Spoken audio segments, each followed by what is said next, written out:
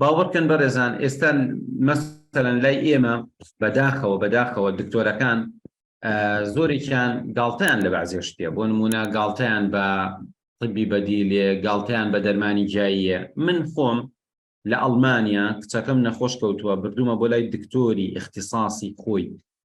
باشە تەسەوورکەم چی بۆ نووسیبە، باشە چی بۆ نووسیوە لە سەیدەلێ چیم وەرگرتووە، چای ڕازیانە.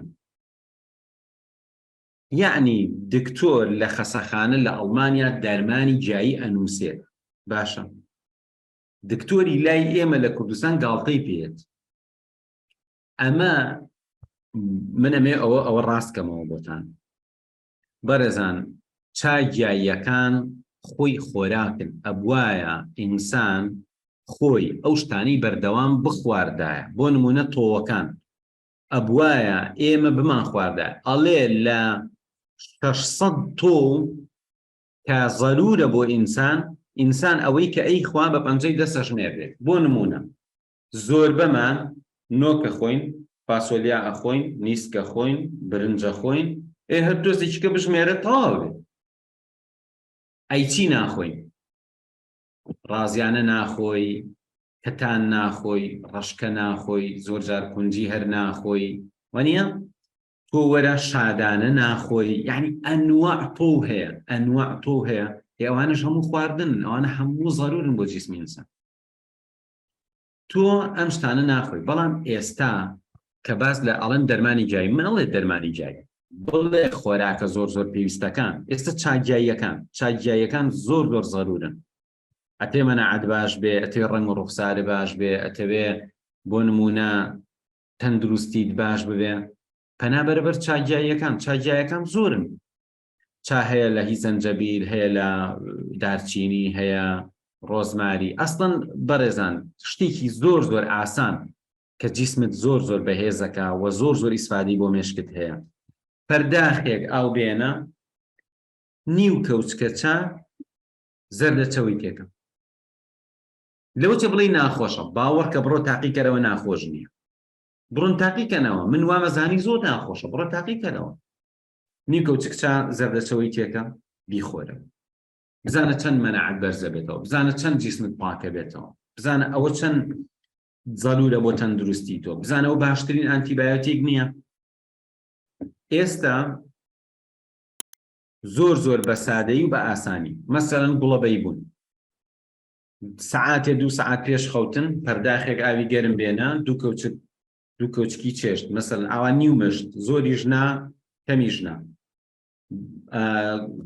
گوڵە فەقێ هەیە، گوڵەبەی بوون، بیکەرە ناوی قاپێ بنێرە سەر ئەم پەرداخە، دوای 20 دقە بڕۆ بیپاڵێەوە، بیخۆرەوە، ئەشخورێتەوە و هیچ کێشەشی نییە. ئەو پەڕەکەی نەخورایەوە تامەکەی ئەوە نەبوو تۆزێ هەنگوینی تێکە ئەخورێتەوە.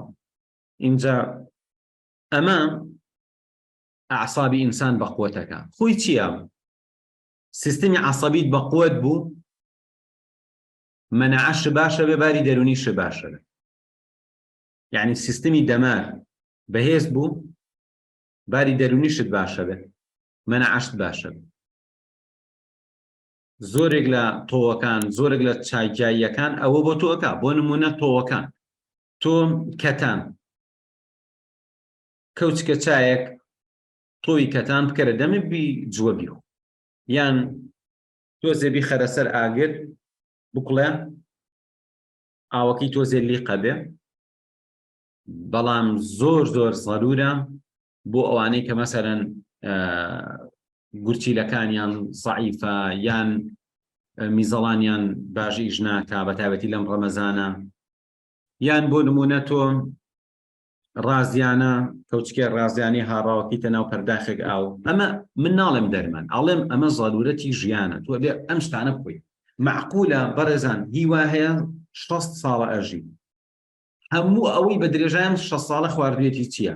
لەناو ئەو هەموو نیعمەتی خوایە چای ڕەشی خواردووەتە هەم منش بەدەستمان. چای ڕەش ئەو شتێکشی کە ئیخوا چییە؟ بامیە، قەیسیە، کولەکەیە، پەتاتەیە، لەم لاوە فاسۆلیایە، برنجە، نۆکە، هەمووی 10-15 شتە.